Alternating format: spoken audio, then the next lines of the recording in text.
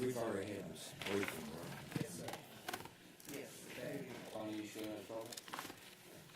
Unfortunately. Unfortunately, you're not. Yeah, I am. You can change that. But you don't have to do that.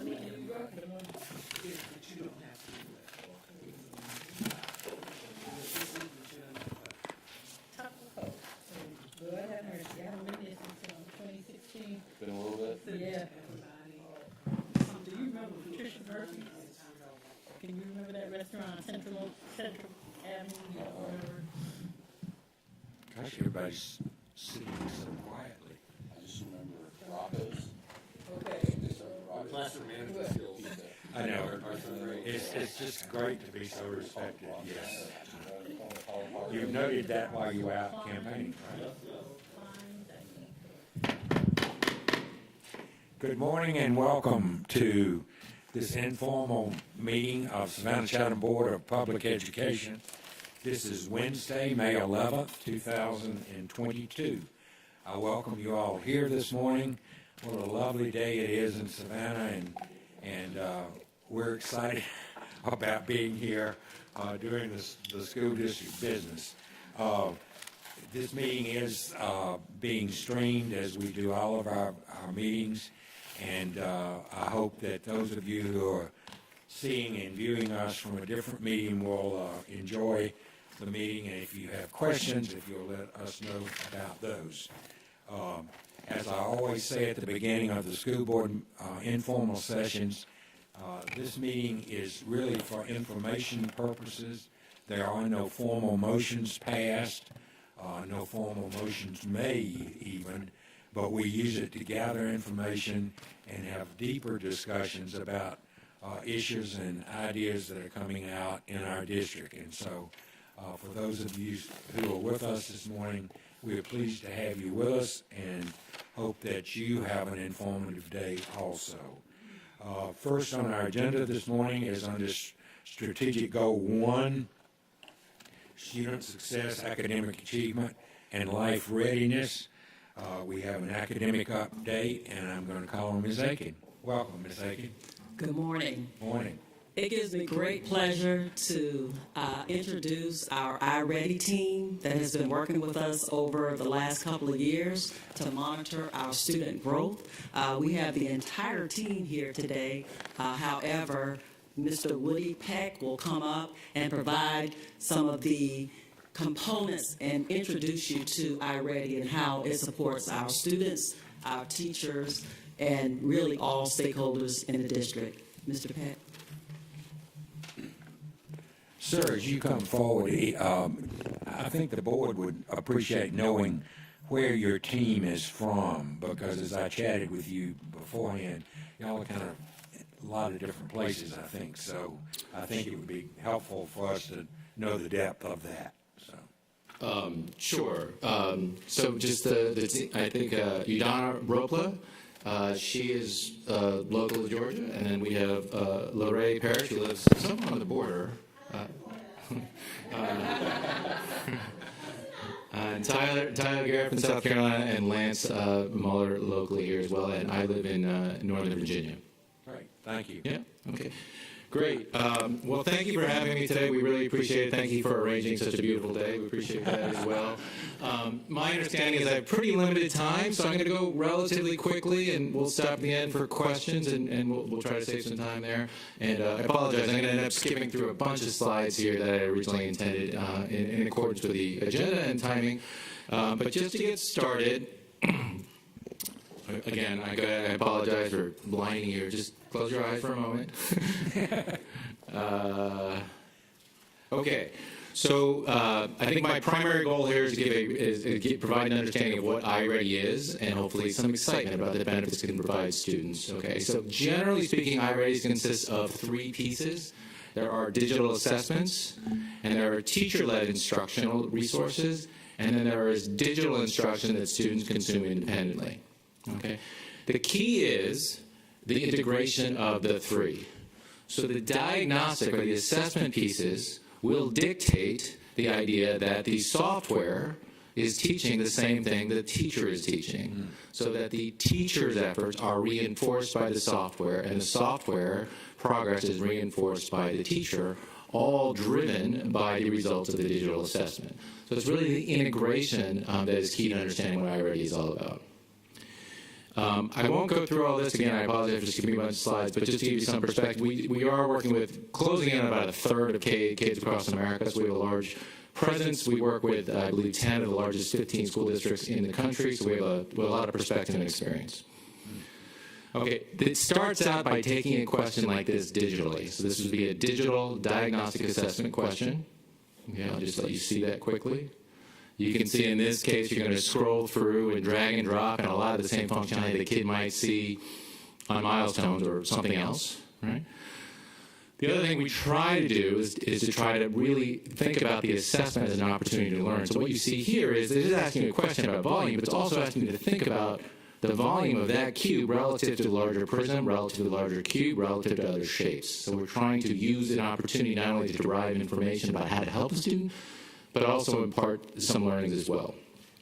Once you take the diagnostic is adaptive in nature, meaning if I'm a 5th grader, it could indicate that I'm operating at the 7th grade level. It could indicate I'm operating at the 5th grade level. It could mean I'm operating at the 4th grade level. The idea is to find the needs of the students regardless of where they are relative to their chronological grade level. We do denominate the students, generally speaking, in 2 colors to help teachers, just generally speaking, group the students. So we have what we call mid or on grade level. Just to put it in simple terms, you could give these kids a grade level anything, and I would bet my mortgage that they pass and do well, okay? Early on grade level means they likely would do well on any grade level assessment, homework assignment, whatever it may be. But they have a little ways to go to be fully proficient with mastery. Yellow means they are 1 grade level behind, right? But think about it for a minute. If I'm in 5th grade, in week 2 of school, and I'm operating at 4th grade level, that's kind of okay, right? These are the kids that have a great year. They're going to get to where you want them to be. And if they don't, they won't, right? That's the deal. And kids who are in red are either 2 or 3 grades behind their chronological grade level. That means these are kids that we have the same aspirations and ambition for. However, they're going to need additional supports to realize the success that they deserve and we expect of everyone. So this is a typical report. Okay, up at the top it says who's in green, who's in yellow, who's in red. And if I'm a teacher, I want to understand that. But I also want to look at the breakdown you see at the bottom of the page. So let's just take, I'm not going to go through all the details, but let's just take an example. We have the green, yellow, red distribution across comprehension for literature and comprehension for informational text. This is the last 2 bars at the bottom. So it's how well are they comprehending reading? One is for fiction at the bottom, and one is for literature, and one is for nonfiction. So as a teacher, I'm saying, hey, listen, I have more kids struggling with articles in the newspaper, right, than fairy tales, right? That's what's going on here, right? So I have a distinction in their performance because there's more red for nonfiction and less green. So as a teacher, I can think about that and plan accordingly. I can also see this by child. Right? So if I just scroll down, it's the same information, red, yellow, green, by child. And again, I won't go through all the details, but we're breaking out what broadly we refer to as the science of reading, phonemic awareness, phonics, high-frequency words. And then we're also testing traditional reading domains as well, vocabulary, fiction reading comprehension, nonfiction reading comprehension. So first thing is, everything is based off a scale score, but we ask teachers not to focus on the scale score. Okay, the scale score denominates lots of things. What we ask them to focus on is this. It's in the blue box. What grade level? Because as a 5th grade teacher, I get what 5th grade level means. The kid reading at 5th grade level is a 5th grade teacher. I get it. If they're below 5th grade level, I get it. They don't necessarily put a lot of meaning versus 615, 613, 614, right? So that is what we call a grade level or a criteria-based view of the world.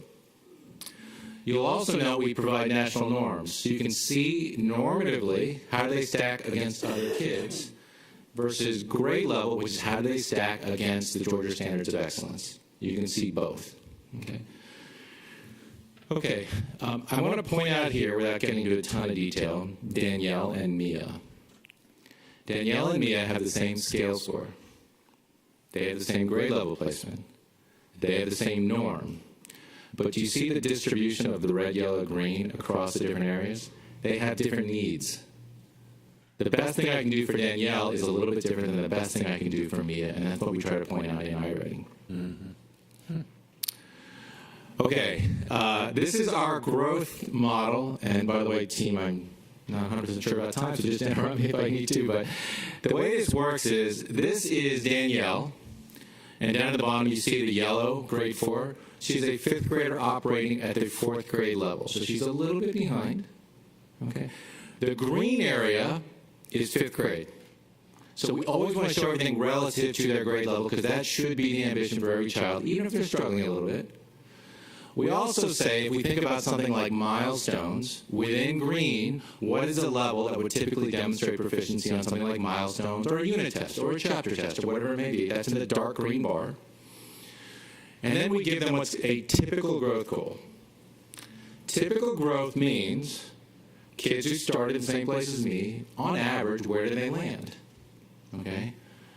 That's a good year. That's a pat on the back, okay? But we're not sure it's good enough all the time, so we also provide a stretch growth goal, okay?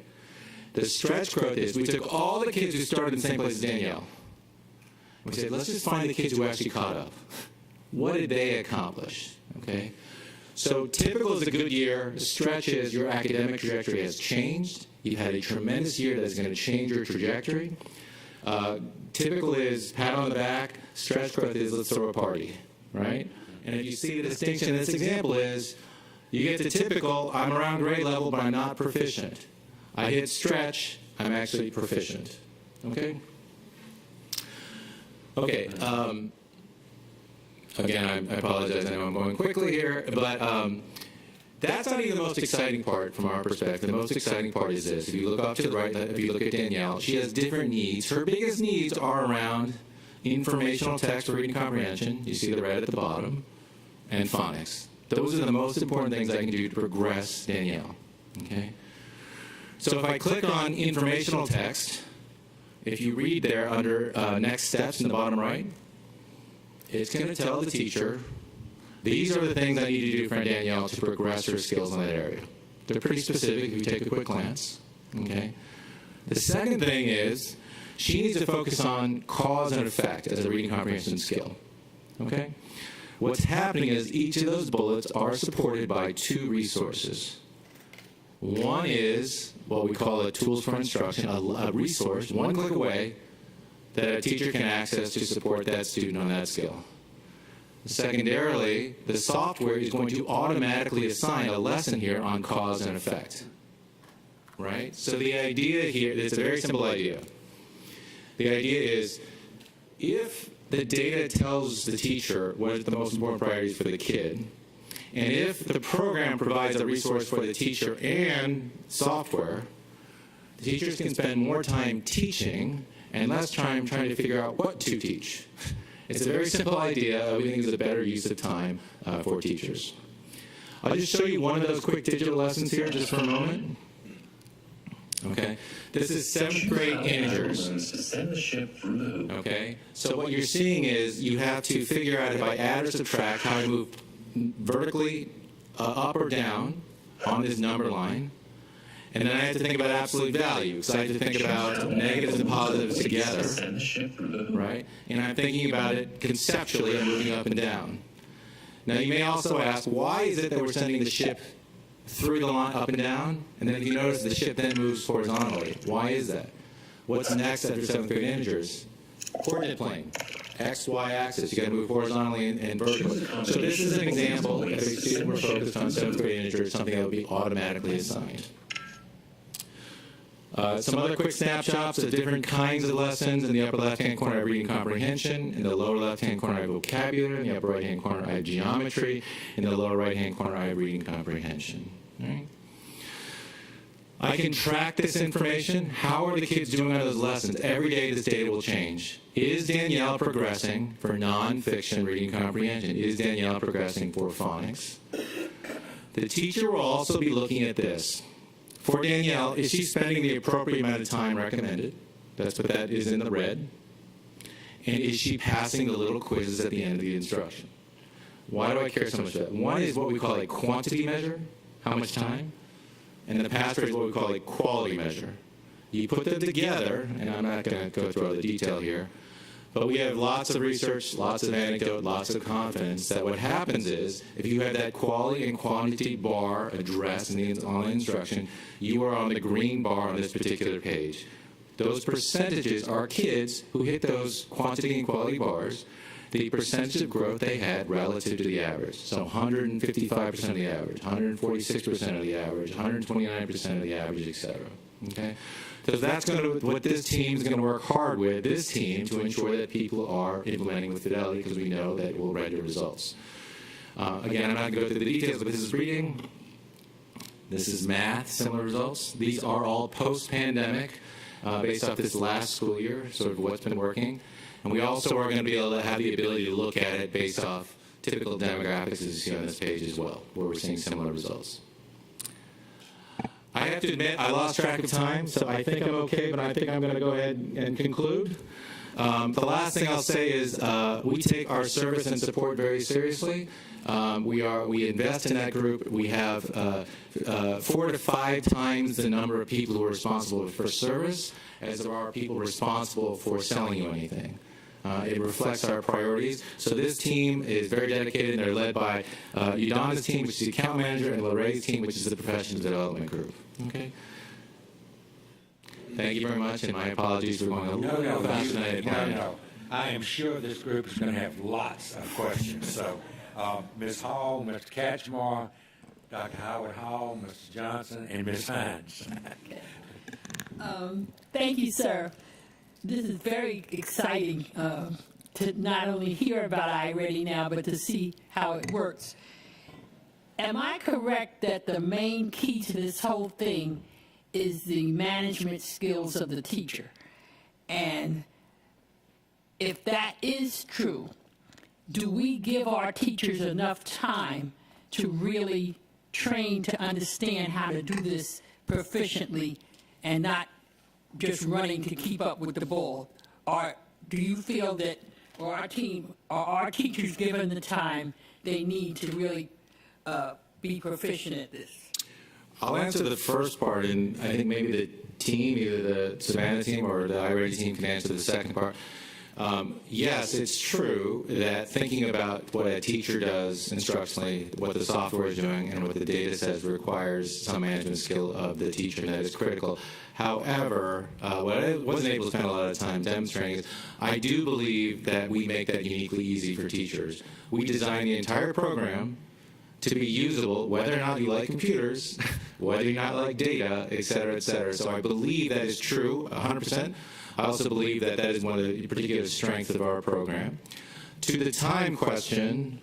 Yes, I can jump in there. There are special blocks of time during the instructional day where teachers work with their students as it pertains to iReady. It's more like they kind of facilitate learning, and it's based on, what's going on in each classroom. They all have had extensive professional development on how to use iReady and all of their components. So, yes, the teachers are trained, and they are receiving everything that they need to be proficient and to show growth through this assessment. Joe, I just want Ms. Akins, well now, if all of us were in the classroom and I'm below, the 3 of us are below grade level and Tanya and those are above, are we on computers mainly and the computer is where we're interacting mostly? Or what is the teacher instruction part? Because if we're all doing so differently, it's kind of hard to see how she's able to manage that. Well, it sets an individualized path.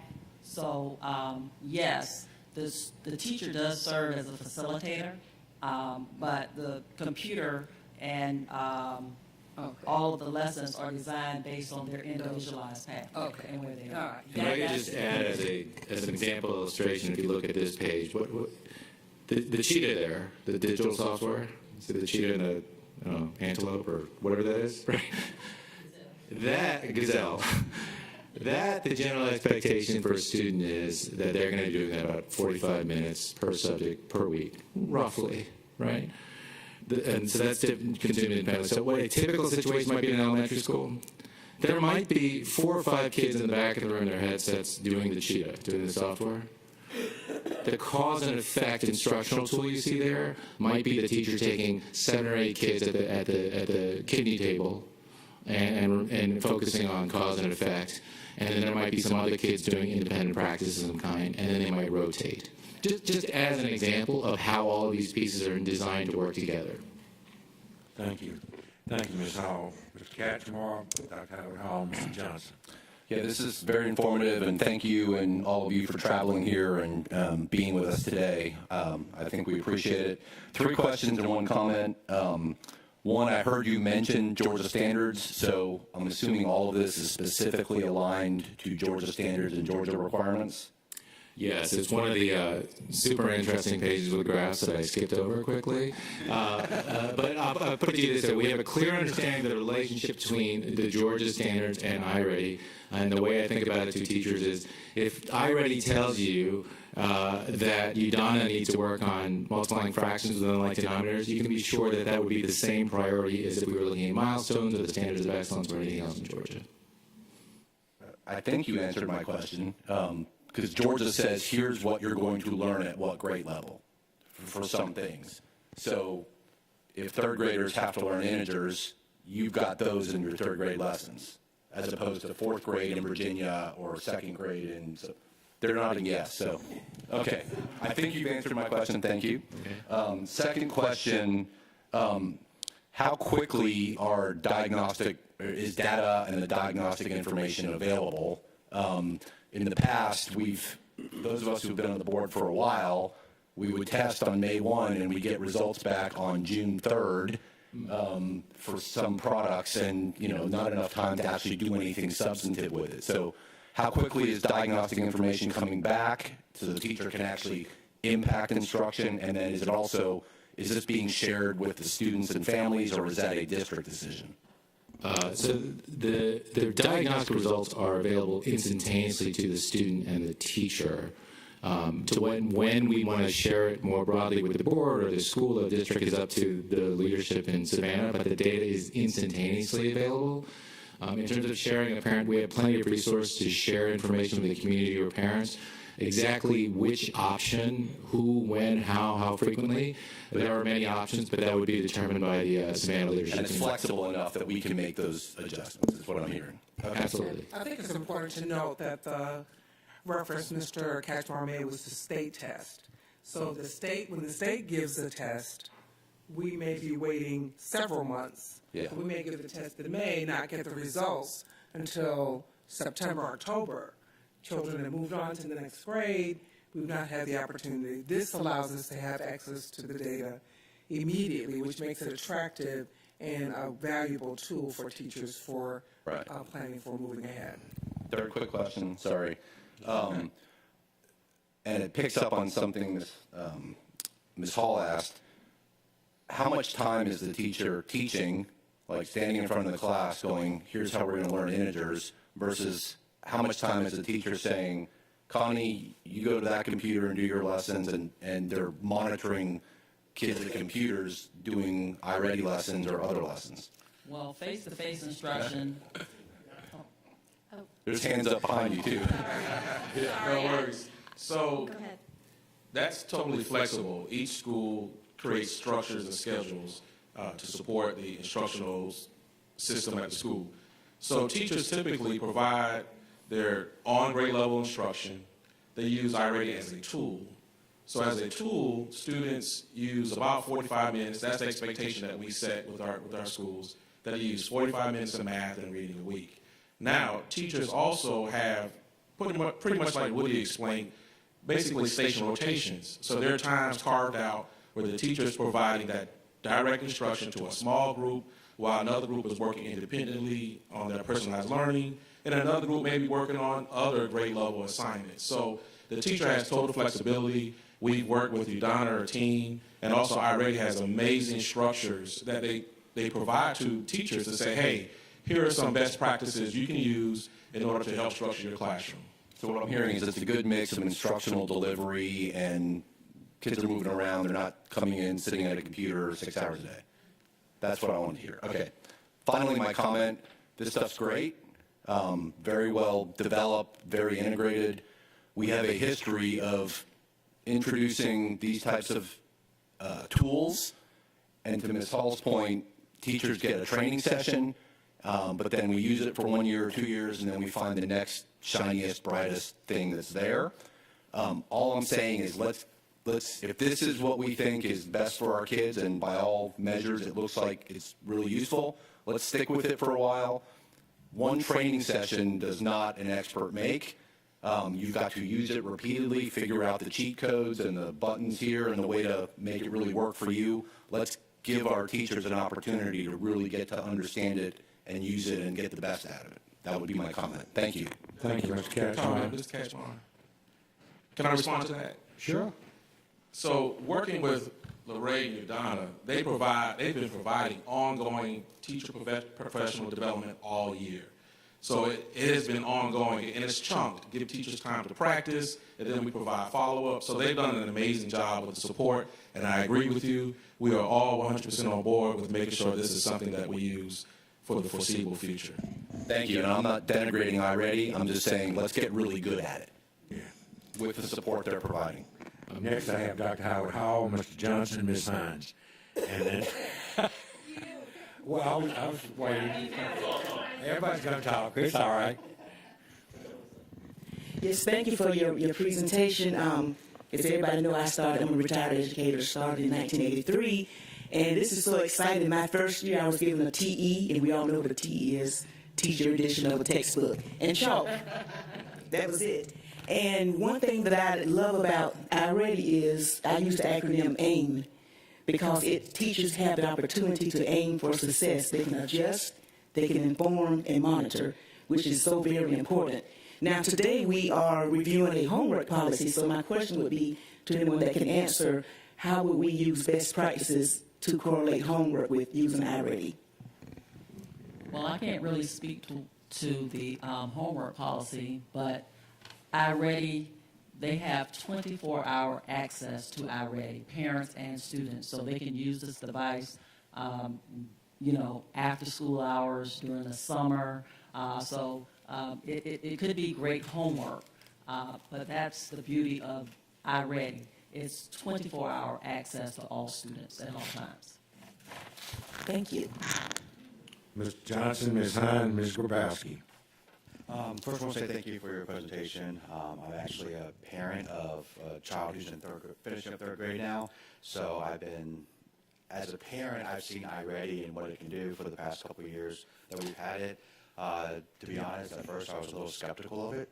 You could ask the guys in academic affairs. However, as a parent and seeing how my son's teacher has used it and how they've put it through, it is a very good program that we're doing. And I hope we do keep it, like Mr. Cashmore said, not just go for the next big shiny thing. So I appreciate all the work that you and your team has done, not only for the professional development, but actually doing it with the standards that we have here in Georgia. So I just wanted to say thank you. Thank you, sir. Ms. Hines, Ms. Grabowski, Ms. Hoskins-Brown. I too join the others in thanking you for your presentation today. I am a retired educator as well, and many of my concerns have been answered already. But I do have a little concern about children that are several years behind.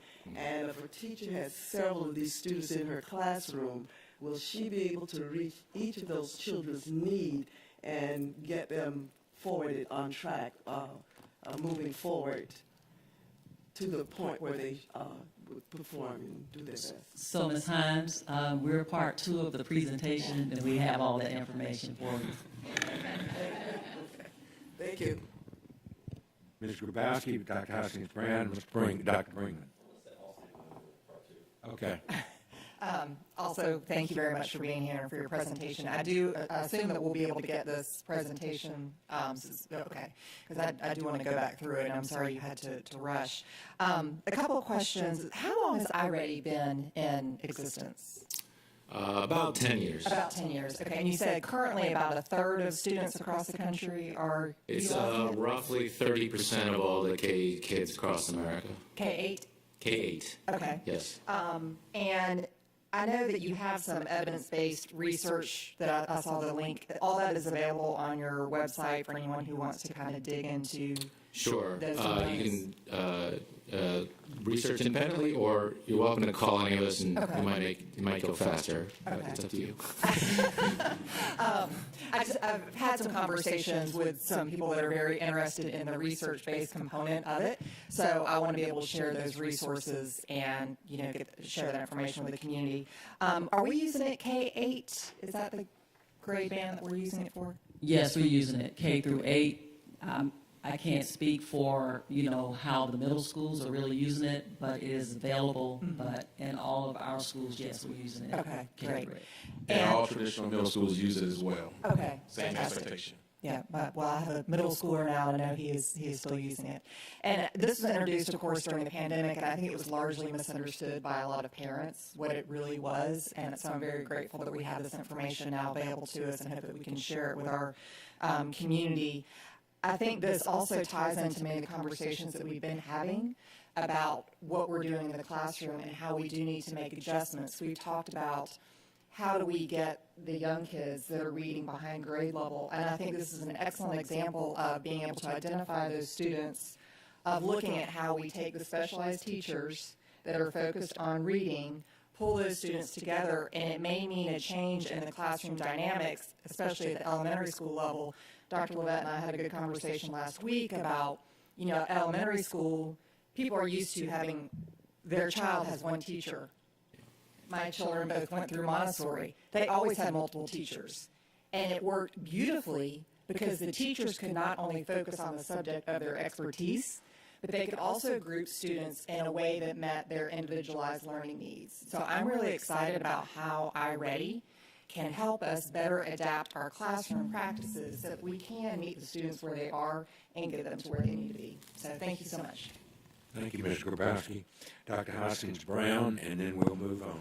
Thank you. I'll be very brief. I appreciate the presentation and the content. I have a question. I also have a comment. And often we have folks who will look at different parts of our meetings and they'll make a timestamp.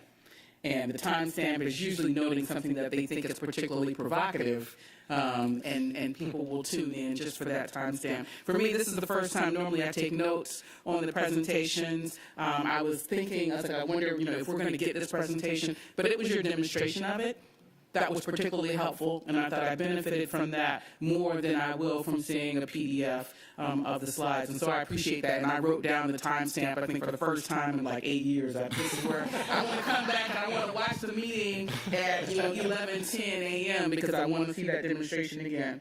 I'm really impressed with the application of this product. I have a learner who really would have benefited from this in 8th grade. So I have two questions. One, how have parents responded to their child's growth over time? Looking at the student growth over time using this, just, anecdotally, what is it that you say about how parents are responding to seeing their child's growth over time, short period, long term, versus traditional methods that have been used before iReady? And then the second question is, what have we observed about long-term retention? Okay, so I'll take the first part. The parents are very pleased because I think we shared what that looks like, the printout that is sent to the parents. It's very detailed, and the teachers are always available to reach out to the parents, or the parents can reach out to the teacher if they need more explanation. Another great thing about the product is it tells the parents what they can do to help at home. So that's terrific success locally. This product is 10 years old. Is that consistent with what you've seen nationally from your users? Yeah, absolutely. I would say more broadly, the biggest thing we see with kids, well, first of all, we can track them on the same scale for their entire career, which is great to see over a long period of time. The biggest thing I see with kids is engagement. And what I mean by that is this. Let's say I'm a little behind. I remember, I think this was the advanced group and this was behind, or whatever you guys had before. Let's just say I'm a little behind. I'm accustomed to going to school, and I'm getting the grade level curriculum, and I'm struggling a little bit to keep up, right? All of a sudden, this assessment is giving me questions I have a fighting chance of getting correctly. I'm getting stuff that makes me feel like school is a place of success because I have a real shot to be successful. But it has the same goal as the grade level scope and curriculum. The goal is to get the kid to grades level. We're just trying to find the little potholes and address those such that when the teacher is giving their traditional scope and sequence and curriculum, that is much more likely to be successful. And what I'd say is a kid all of a sudden who maybe struggles at school is realizing more and more success. And if some of their lessons are a little bit behind grade level, there's no stigma to it because everyone is on their own screen, everyone's receiving something differently. I would say that same engagement approach applies to enrichment, kids who aspire, who maybe are a little ahead of grade level, right?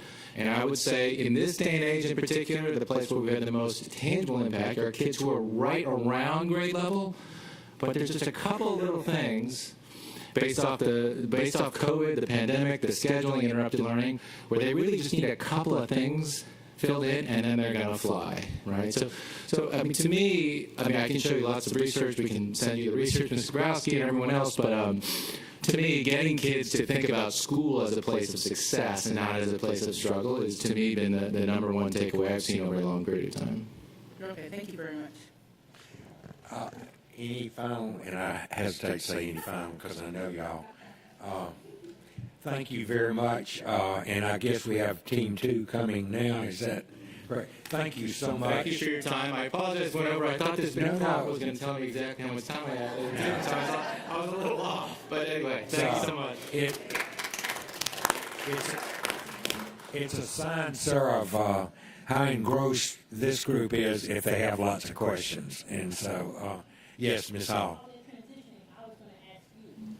Possible, especially given what Denise said and what we're trying to do with the Equity Committee to really tackle this early childhood reading, can we get a few teachers of iReady here next informal to hear their experience so that we can really, I think that'd be a great idea. And I do want to make a point. I want to thank the team for working with us up to yesterday to make sure that we could provide all of the information for you today. But I also want you to know that we've been looking and working with iReady for several years. So we've expanded our work with iReady, but we started with a pilot with iReady several years back because we wanted to make sure that whatever we put out there for use district-wide, we had tested it on our own. So I'd like to thank the team for their longevity with us, and also thank our team, including our teachers who've been working with us the entire time. Thank you, ma'am. Ms. Aiken? Yes, sir. I'm not going to say that I can go as fast as he can, but we're going to make that attempt. This PowerPoint has been updated, and I believe you all have a copy of that. So we're going to go ahead and move forward. All of our efforts are aligned to the 5-year strategic plan, which is the Way Forward 2026. We all acknowledge the impact of the pandemic this school year. We were faced with school closures, classroom closures, and limited access to substitute teachers in a few of our schools. However, our efforts are laser focused on growth and a continuous cycle of improvement of teaching and learning across all schools in our district. The performance measure for this priority goal is to maintain typical and high growth in literacy and in mathematics. A student who demonstrates typical growth generally will maintain or moderately improve academically in the classroom. A student who demonstrates high growth generally will make greater improvements academically in the classroom. Student growth data provides an additional perspective of teacher learning and student learning. Today, we will discuss the strategies used to support teaching and learning with a focus on student growth. The rationale for selecting iReady to measure progress is to decrease the number of benchmark assessments students are required to take during the school year. The majority of administrators and teachers have found the value of this program. This program not only allows students to take benchmark assessments, it also creates personalized learning pathways for students to participate in lessons to strengthen their areas of weaknesses. It also enables students to enhance their strengths in reading and math. This program is aligned to the Georgia Standards of Excellence. NWEA and MAP serves as a benchmark assessment that provides valuable student academic progress data. However, iReady serves as a benchmark assessment, provides that instructional pathway for students. It provides updates for parents so they can view the academic progress of their children, and it provides teachers resources to support students in the classroom. iReady provides acceleration and intervention. The major highlights of this program, again, includes 24-hour access to students and parents, of course, that teacher toolbox, a focus on specific skills and gaps, and math activities designed to strengthen problem-solving skills. Mr. Childers will talk to you about our individual growth that we've experienced in grades K through 3.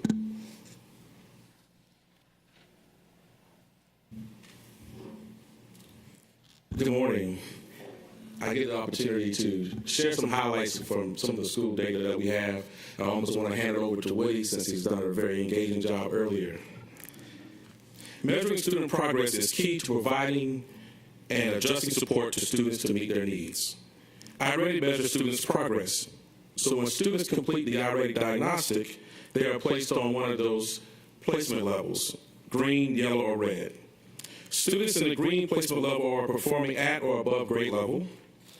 It is also important to note that students in yellow are approaching grade level and can be ready for grade level expectations when provided with targeted support. Students in the red placement level are performing 2 grade levels below, and we recognize that those students will require intensive support with those identified skills. As we talk about reading growth, the power and the effectiveness of iReady is particularly notable in kindergarten, which is the best efficacy indicator as those kids have just come into school and did not experience the COVID-19 disruption in school. As we review the bar graph, you may note that there are modest gains for students among 1st through 3rd grades, which suggests that the COVID-related loss of instructional time is continuing to have an influence. However, scores are improving with intervention with iReady. While not currently meeting grade level expectations, as shown in the yellow bars, a significant number of students at each grade level are approaching grade level expectations and will be ready for instruction once they receive the support. Students performing at the red level will receive intensive support by teachers to help close those learning gaps. We anticipate better outcomes moving forward with the full implementation of iReady in the next school year.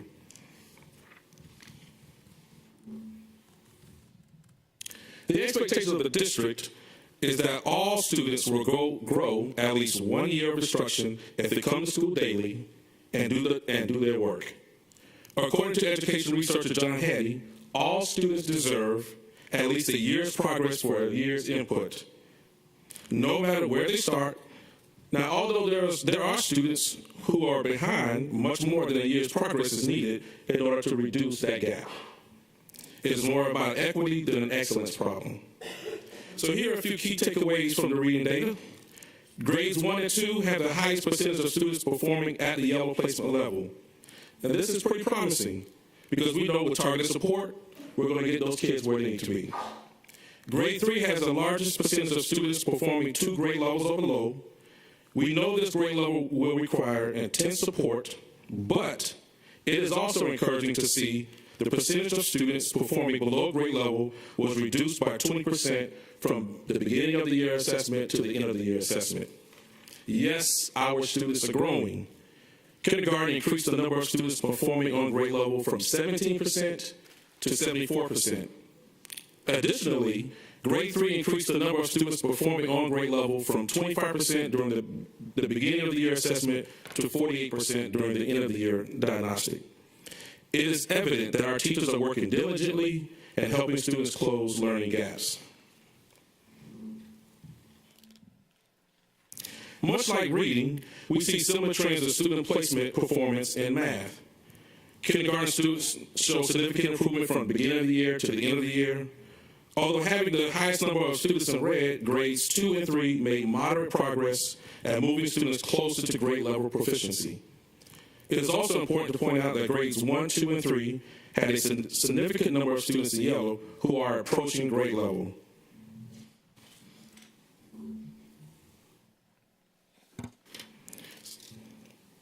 Here are a few key takeaways from the math data. Grades 2 and 3 significantly reduced the number of students performing 2 grade levels below expectations.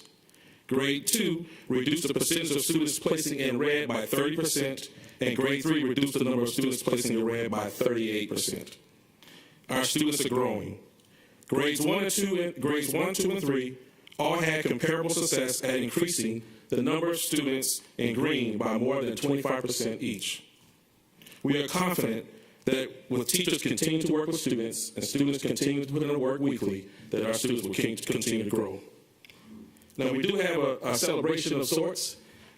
We celebrated the student growth with our schools. We had over 22 schools who received banners that celebrate their achievement of higher than typical growth.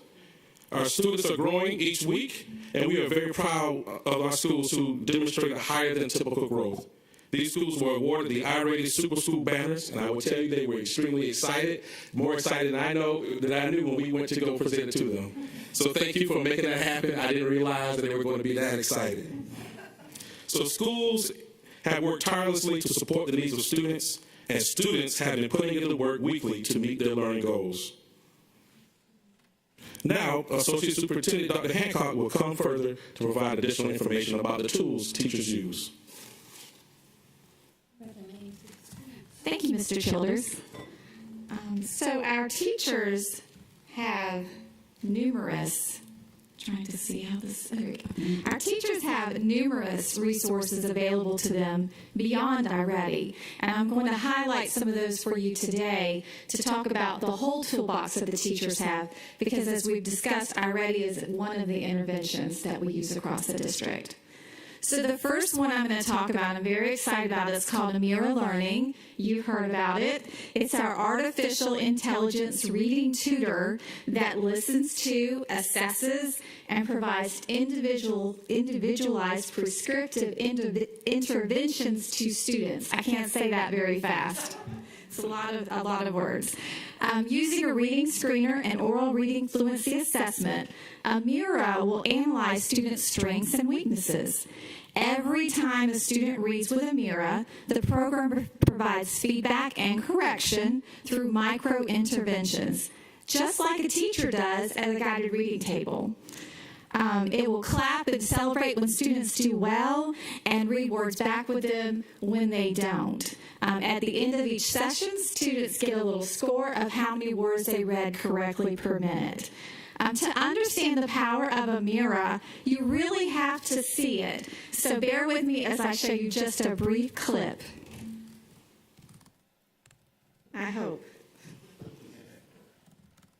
Mr. Feliciano gave me a tutorial earlier.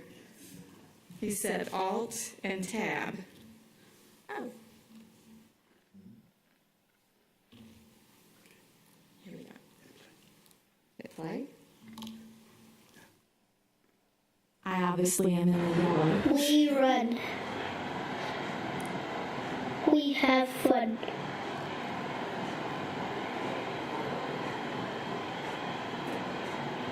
Then we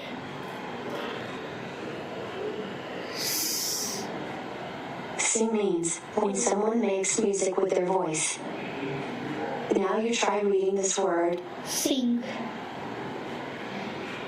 When I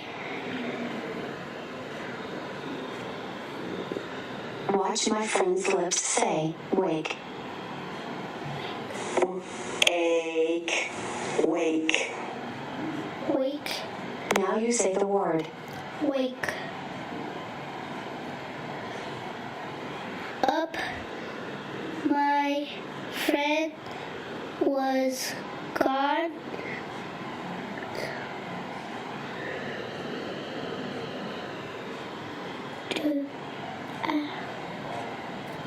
Watch my friend's lips say back. Back. Back. Back. But I was seen her with when will I go to sleep? We should review. But I will see her when I go to sleep. Let's try that again. But I will see her when I go to sleep. And then we will play more.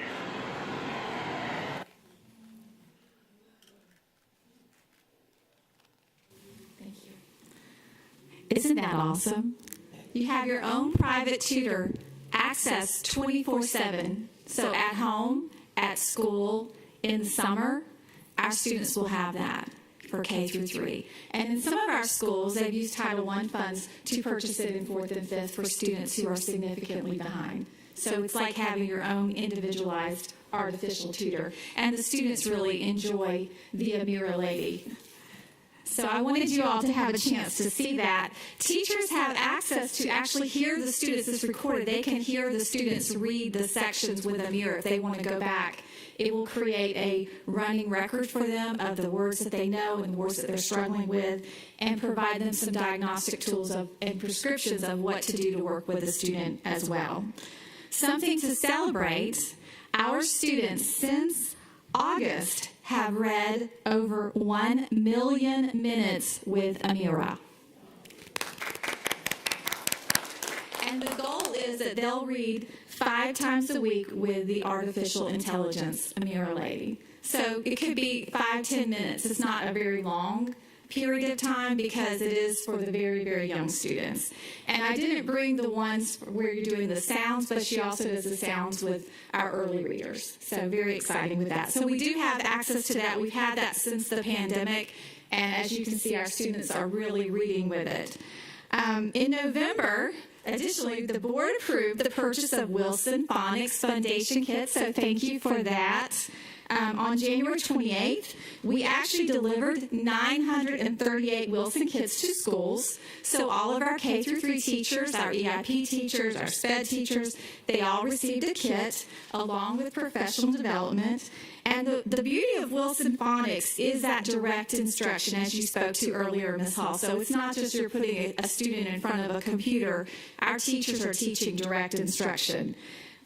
Wilson Foundations does phonemic awareness, phonics word study, high-frequency word study, reading fluency, vocabulary, comprehension, spelling, and I know you're going to love this one, handwriting. I knew you all would like that. The daily phonics program scaffolds learning while teaching all skills explicitly, sequentially, and systematically. So students are provided with multiple opportunities for skills practice and application in order to build mastery. Okay. In math, we currently use 3 major levels for our schools. We have Eureka Math, which you all know we implemented many years ago, Go Math and Ready Georgia Math. Differentiated professional learning support for math has been provided to schools with a focus on number sense and computational fluency. And of course, this all works in conjunction with our iReady intervention. Nearpod is another program that we have at the K-3 level that allows for individualized acceleration and remediation support. The program allows for teachers to make any lesson interactive, and it can be incorporated in the classroom as a direct instruction tool. This tool has over 7,500 interactive lessons aligned with the Georgia Standards of Excellence. And our curriculum warehouse that we have internally continues to be a central math resource. It contains up-to-date access to virtual math manipulatives and information regarding the new Georgia Department of Ed standards that are coming out in 23-24. So our teachers have access to a wealth of knowledge with all of that. Okay, professional learning. Doug Fisher said, every student deserves a great teacher, not by chance, but by design. And I think one of you said earlier, what professional learning are these teachers having? Well, to this end, professional learning, to be effective, it has to be ongoing, job embedded, and strategic. While balanced literacy continues to be a K-3 focus, professional development has primarily focused this year on addressing critical foundational reading skills and how to use data to inform instruction. The ongoing training in reading includes guided reading, Amira Learning, iReady, and Wilson Phonics Foundations. Teachers have been provided with the training and tools to effectively implement the programs and use that formative data to guide their work daily with students. Teachers and leaders have been working on what good, effective teaching and learning looks like, sounds like, and feels like. Leaders have participated in a year-long co-teaching series, Lead Embrace, specially designed instruction with GLRS. Many of our schools improved their practice through Godot's GREAT initiative, focused on personalized learning. Teachers of ESOL students at ESOL cluster sites have been involved with SIOP, our Sheltered Instruction Observation Protocol, to enhance and refine instructional planning and delivery. Last year, I came before you all and I spoke to you about reigniting specialized instruction. You may remember that we started an Orton-Gillingham cohort for our teachers to receive this very widely known effective intervention for our students with disabilities. I'm excited to tell you that our first 2 cohorts will be finishing in June. We will have several teachers in our district who will be certified classroom instructors for Orton-Gillingham. So let's give them a round of applause. We're very excited. We will begin cohort 3 next year, so the cycle will continue. We did a survey of our SPED teachers to see how impactful it was with them, and it's not quite finished, but the preliminary data said that it has had a major influence on their teaching practice, and they are seeing extraordinary growth with their students. So we're very excited to bring this as part of our tools in Savannah-Chatham County Public Schools. Literacy is the key to learning, and it's evident that our community supports that. Those efforts, and especially getting our students on grade level, not only by grade 3, by every grade that they're in. Currently, there's an initiative by WTOC. You've probably seen it on the news. They've been out and about. Our superintendent's been on television advertising, where they are doing a K-3 summer books and bags, and they're going to be giving away books to our students and little book bags at the end of summer school around the last week of June. They're still taking donations, so we're very, very excited about the WTOC Books to Kids initiative. Additionally, as you all know, we have the student play program with the Live Oak Public Library, which gives our students access to an enormous amount of digital and hard copy books using their student ID. It's another library card. So that's been a wonderful initiative we've had with our community. Oliver Wendell Holmes said, "Greatness is not where we stand, but in what direction we are moving." In Savannah-Chatham County Public Schools, our students come to us at varying levels of ability. Some are below grade level, some are on, and some are above. Regardless of where they start, our goal in the district is to accelerate the growth of all students. All means all.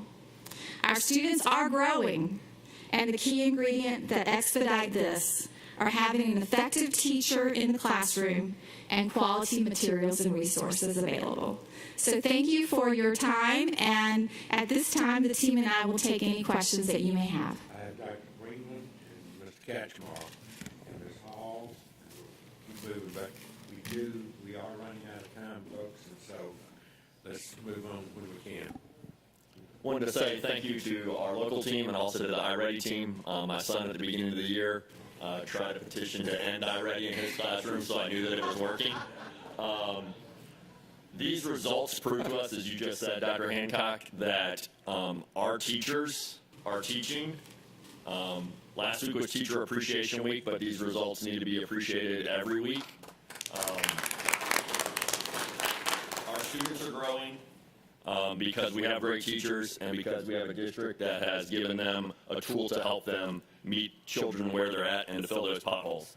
My only question is I would like to know if we're going to be able to implement some of this during Embrace to see if that, okay, I see, yes, thank you. So Yes, we are using iReady and Amira throughout Summer Embrace. Good. Mr. Catchmore and then Ms. Grabowski, and we'll move around. I got you. Yeah, thank you. I would echo Dr. Ringen's comments about our progress and continued growth mindset. So that's good. Thank you. One question, one comment. We continuously adopt new tools and resources, and this came up at our retreat, and Ms. Hall and I had a long talk about this, but as we're adopting new tools and resources and things that are more effective, let's make sure we're looking at everything we're doing and not continuing to pay for things that we don't think are as successful and pour more money into the things that are. We just need to continuously reevaluate because there are a lot of things we're still using that maybe aren't as effective. The second question I have is my other kind of pet issue since I've been on the board is testing. And so the response I get sometimes is, well, it's not a test, it's an assessment, so it doesn't really count as a test. And I get the need for assessments. I get the need to figure out where kids are on a weekly or biweekly basis. But looking at the data and the growth, the question that came to mind was compared to what? We went from 30% reading on grade level to 70% reading on grade level. Well, what's the grade level metric? Is it the iReady national data? Is it Georgia's metrics for measuring reading on grade level? And then, so that was the question that occurred to me. And then my real fundamental question is, this is all internal to us, but what we get measured on as a district externally are GMAS scores, or GKID, or whatever else the state holds us accountable for. So this tells us we're making progress internally, but there needs to be a correlation between this and what do our GMAS scores say, and is the data that shows growth in phonics and nonfiction comprehension consistent with what GMAS says our kids are doing well at and not doing well at? So do we have a tool to integrate those results and kind of get the diagnostic data from that? Yes, well, the good thing is that iReady has a predictor of how our students will do on GMAS. And so we utilize that to kind of get a prediction of what our GMAS scores will be. So yes, it is aligned. And our ultimate goal is for all students to be in green in reading and in math. Understood. What I'm saying is when we get our GMAS scores, do we have a method or a process or a tool so we can say when we get our GMAS scores from now, we'll get them in July, August, September, something like that? Is that right? In September? Yeah. So my fifth grader takes iReady in the spring and growth in several areas in the fall, then takes the takes it in the fall, shows growth in the spring, takes GMAS in the spring, gets their scores for GMAS in September after 6th grade has started. Are we following that kid's progress in the 6th grade to say, okay, I already said you showed growth in phonics and nonfiction reading. The GMAS says you did or did not, and so are we following that pathway? And again, where I am is this is great stuff, but we get measured on GMAS scores. We don't get measured on iReady scores. And that's what the state and the community holds us accountable by. So I just want to make sure we're utilizing the tools to the best of our ability. And I think one of the slides that Woody had skipped addresses that very concern. So if you want to speak to that. So a couple, you can come back again. A couple quick thoughts. One is we have a very, very clear understanding of those colors and the numbers in iReady and GMAS and the levels down to the GMAS scale, iReady scale. We have a very clear understanding of what that is. Generally speaking, green is pretty close to GMAS proficiency. Generally speaking. It's a little different by grade and subject, but I can get very nerdy in a hurry if you want. Like we can talk about it. There's charts. You can see there's a very clear understanding. Is one thing. The second thing is we are actually updating the linking study between Milestones and iReady. We have one from a couple years back. We're actually in the process of refreshing it, so we're making sure that relationship is still current. Third thing is I'd say in terms of the predictions, I just want to be clear about the predictions. I want to be right, but I also want to be wrong, which I know sounds ridiculous. What I mean by that is if there's a prediction, it is based off what typically occurs for kids. So I want to be right because I'm a numbers guy, I like data and spreadsheets, and so I just like being precise and right. But the reality is if a kid outperforms his historical growth, my prediction will be wrong and I will celebrate that all day long. Right? So I just want to be clear on what we're getting. But there's a very clear understanding of the iReady data and Georgia Milestones.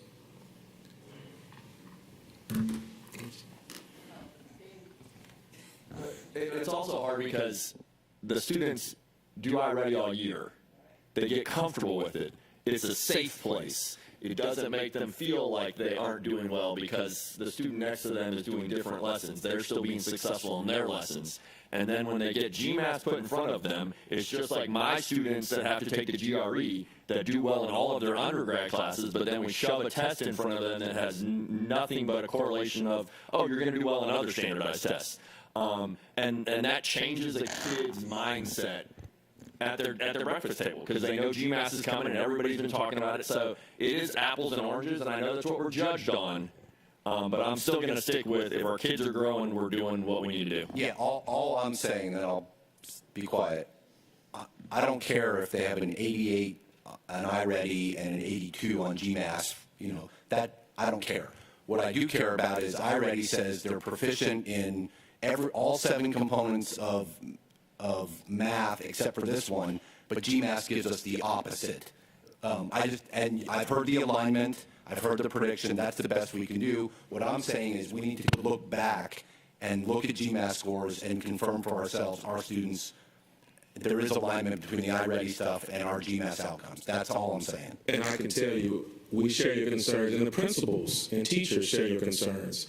And many of them, we're looking at those iReady projections, and we want to see, does it align with how students perform on GMAS? So absolutely, we're having those discussions internally already. We've been having them along the way. So that's something we definitely will tackle once we get those scores in. Okay, I got Ms. Hall, Dr. Hoskins-Brown, Ms. Grabowski, Dr. all the way around.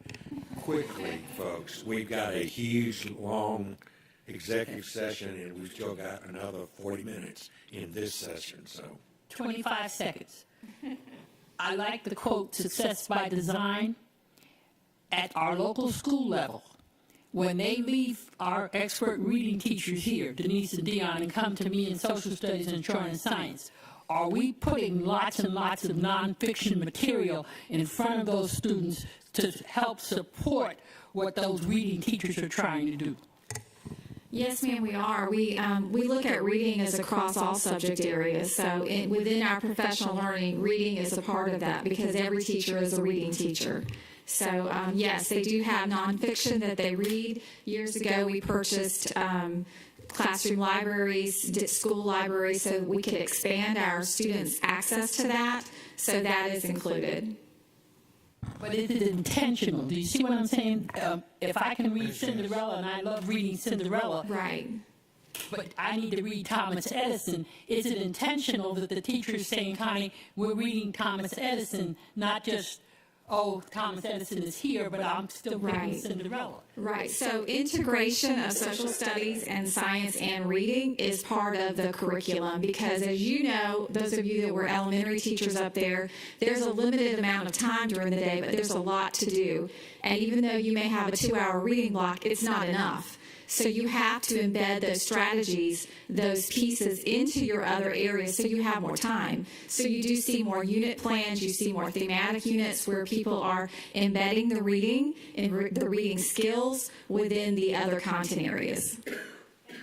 Dr. Hoskins Brown, Ms. Grabowski, and then moving around on this side. Thank you. My comment was related to the question of the comparability of the GMAS and iReady data, and I would ask if Mr. Feliciano and his team would put on our board accountability agenda a short discussion on the differences in the iReady and the GMAS data and where and the intersectionality of it, so we can have more conversation about it. My observation, which is completely uninformed and speculative, and I hope we can dig into in that meeting, is that it seems to me that the difference between what you would see in the effectiveness of iReady and GMAS may be explained by what Dr. Bringy said in terms of test anxiety, also testing bias. And if long-term we're looking at, does that young person get it? And that was my question about retention. Do they get it and do they retain it? Okay, yeah, GMAS might not be reflective of the success of that young person. It is the metric by which we are measured, but if we're looking at does that young person get it, do they take it with them to college or military or trade school or whatever it is they choose to do, that's something that's very important to me. So if the tool can represent that the young person is getting it, I can stomach a disparity in the two measures if we can understand where that disparity is. And it sounds to me like Mr. Childers was saying, hey, we're looking at that. We're looking at the gap between the two, and we have our own mechanisms, or as a district, we are capable enough to come up with our own mechanisms to bridge that gap in how we're measured. And we can intelligently talk about our GMAS outcomes, knowing how we're preparing young people. Thank you. Thank you, Ms. Grabowski. Dr. Howard. Very specific question. You mentioned handwriting. Are we teaching cursive, or is that up to the teacher? I understand that anyways, I'll stop there. They're playing, let's see who gets to answer this question. The new guy gets to answer this one. I think generally what we've seen is teacher choice. Generally, it's teacher choice is what we've seen. I would be curious as to why we are not uniformly teaching cursive writing. I've heard too many parents say that their child does not know how to write, or more importantly, maybe read it. And so I hope that is something that we can evaluate as making a standard and not an option. So that's just my perception and opinion. This slide is beautiful and scary all at the same time about professional learning. That is a lot of stuff. And we are asking our teachers to continually do more to fill in for teacher absences. So I'm very concerned of how much we're putting on teachers, and also how much all of this learning and professional development is taking away from their time in the classroom where their students. So not every teacher is involved in each of those pieces. They're very segmented, like the SPED teachers, they applied to be part of Orton Gillingham, and then they had to be recommended by their principal.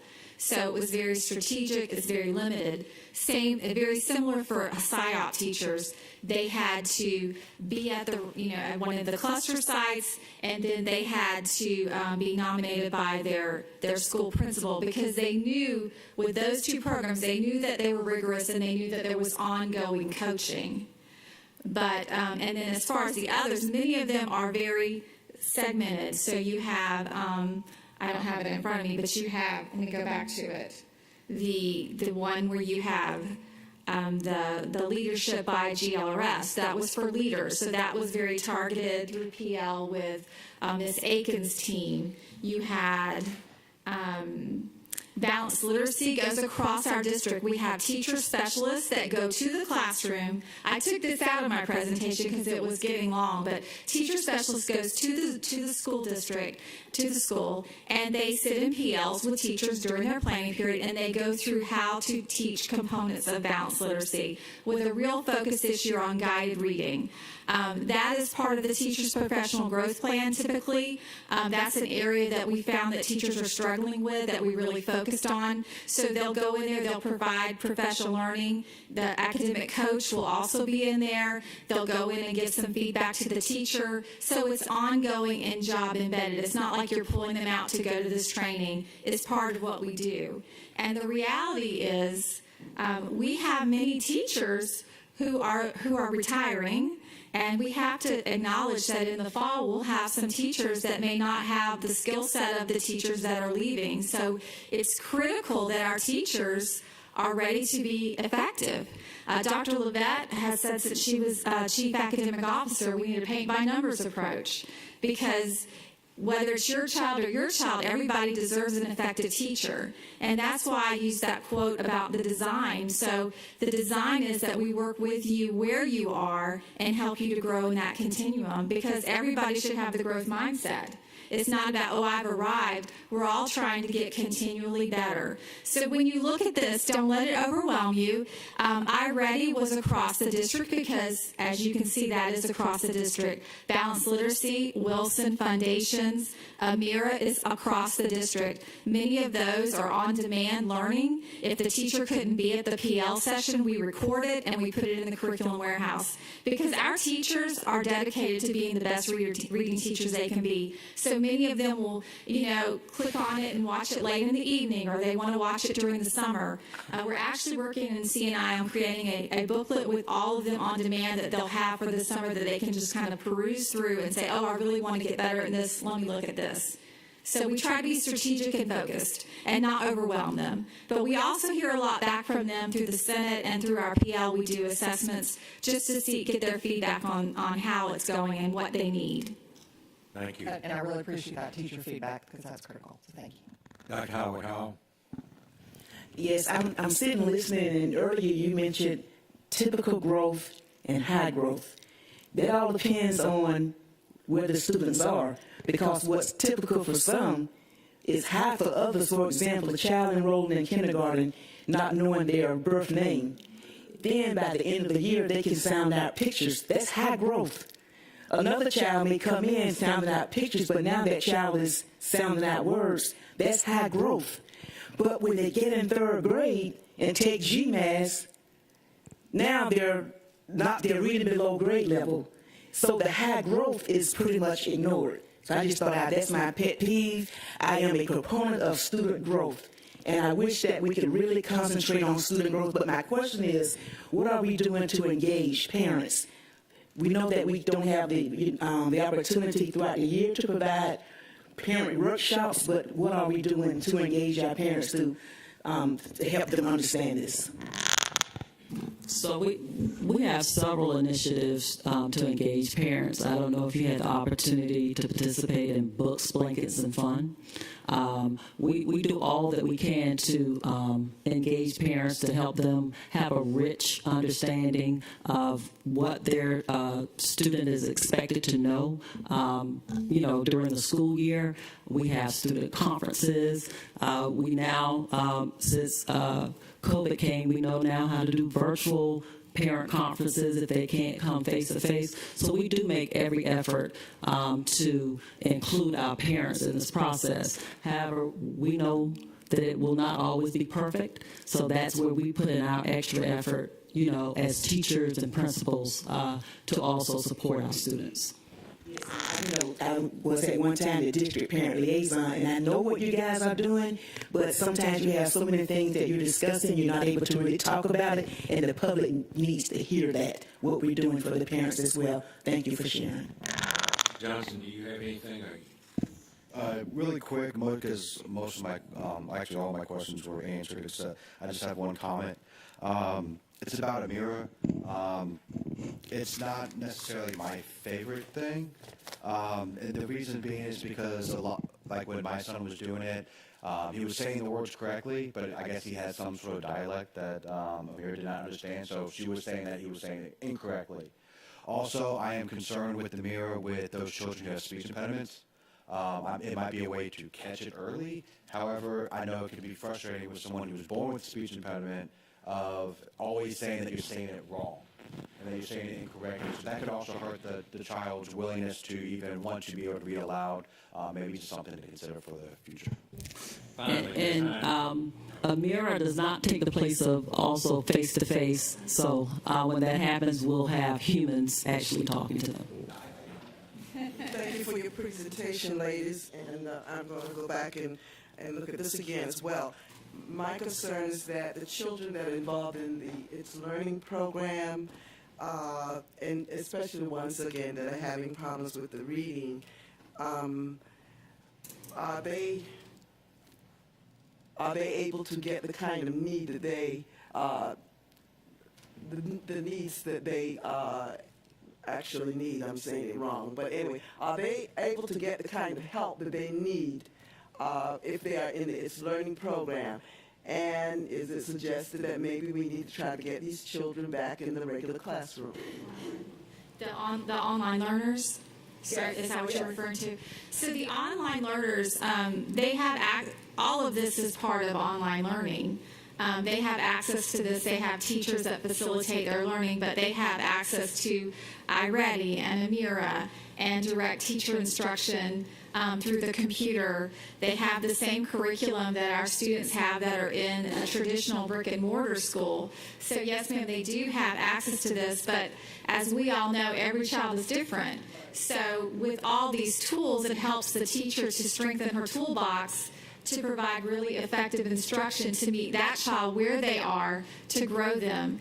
And to Dr. Howard Hall's comment about high growth, you know, we expect them to have a year's growth, but many of our students are coming to us that need 2 and 3 years growth. So that's the high growth. When I talk about high growth, I'm talking about more than 1 year's worth of growth, trying to bridge that gap and narrow it. So yes, they have access to this, and they also do the same testing that we do. I know that Ms. Oliver isn't here; she's over that program, but they also have tutorials and you know, individual sessions to help kids be successful. Board members, if you will join me in thanking all of these folks that have been here.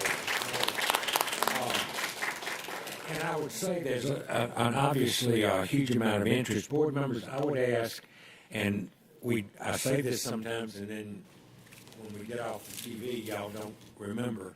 But if you have further questions about this morning's presentation, if you will get those questions to Ms. Davis-Brown, she will get them to the superintendent. We will schedule another informal hour or whatever we need so that we can continue to inform ourselves and learn about this. There's obviously a great amount of interest, and so we will work to do that. Do you have your hand up? Yes, just to say, support of what you're saying, it seems to me that something as important as this morning, we should not have to be rushed. This would have been a good morning for us to start at 10 so that we could really flush this out. So I guess we're asking you, Dr. Levette, when you know that there's going to be something of this import, that we get a chance to talk to Dr. Buck and see if we cannot start the meeting earlier. When we're doing agenda planning, your 3 officers up here spend a huge amount of time trying to time this out so that we can get enough time in. Obviously, this presentation was longer than I had been led to believe, and so therefore it spent a lot of our time. I hate that you felt rushed. I will give you much more time in the future, and I can promise that, Ms. Hall. Thank you, folks, again.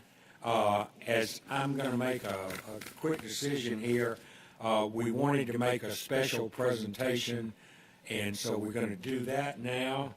We're going to move the strategic waivers with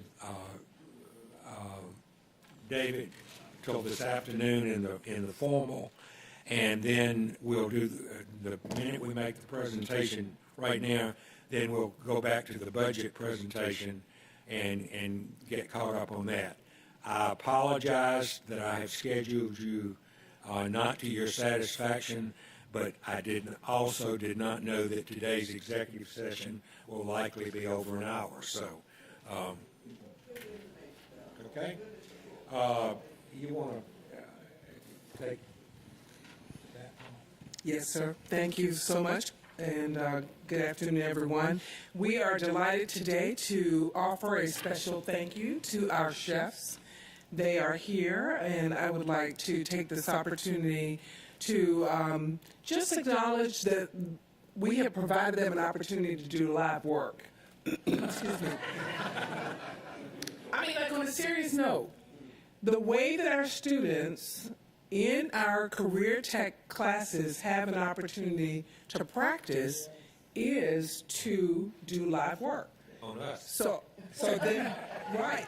And many other people, Leadership Savannah, any of the other groups that we meet with across the city, our students, much like our business partnership event this past week with hundreds of people, our students prepare meals for them. When we dispatched meals a couple of weeks ago to all of the clerical personnel in the district, the students prepared the meals. And I would suggest to you that they are tasty and reflect lots of expertise and experience. The two chefs, the two culinary programs, have provided meals for us for the last few months, and each time I tell them your comments. So today we have an opportunity to say thank you. So I'm going to ask them to come forward and allow you to say thank you personally. We are inviting up Chef Angel Palmer and Chef Bozier from Woodville Tompkins and Chef E.C. Everett from Savannah High School.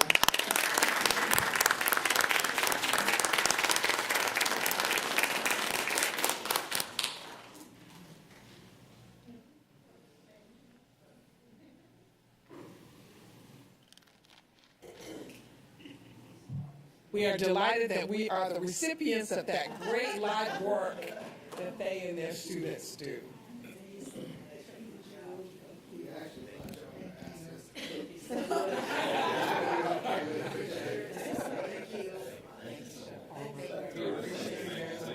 Thank you, Chef Bozier.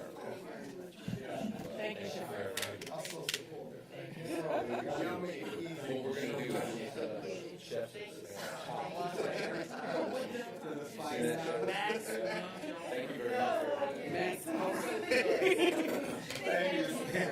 Okay.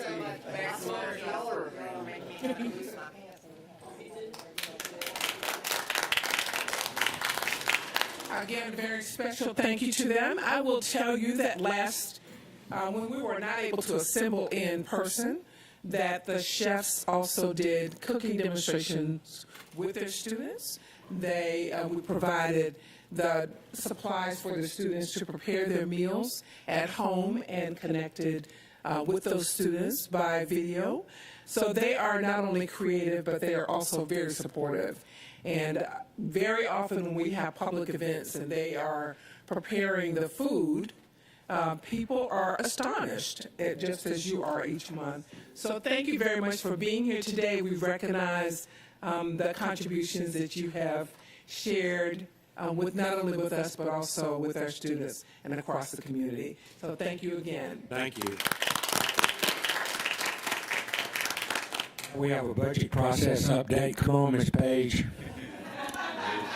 That's what I like to see.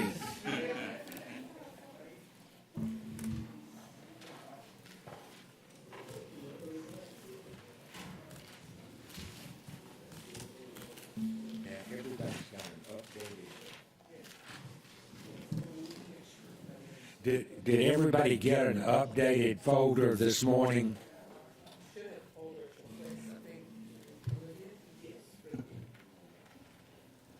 Did everybody get an update? Okay, thank you. Okay. Welcome. Thank you. Good afternoon, everyone. I hope everyone's doing well. As you can see, there have been quite a few changes to the original presentation that was distributed on Friday. We received our tax digest late on Friday and felt it was better to present more accurate numbers of actual numbers from our local tax digest. I'm going to do a two-part presentation. The first part just discusses the midterm adjustment from the state, and then the second part is the fiscal year 23 budget projections. On the graph shown, this is the amount we received on our midterm adjustment. We received a midterm adjustment of $10.2 million. We had adopted a budget for the midterm of $500,000, so this gave us a net gain of the $9.7 million. The graph shows below where most of this money went. Most of this gain was from the governor's the governor's supplements, the $2,000 bonus that was provided to all of the school employees. So that made up the majority of this. The other part of the midterm adjustment for this year went to the charter school contributions from their gains. All of them gained except for Susie King Taylor. And then we had to provide them for the supplement for their employees. The only area that we actually did increase on our midterm adjustment that was not the supplements was for $573,000 for the maintenance and equipment vehicles that was increased.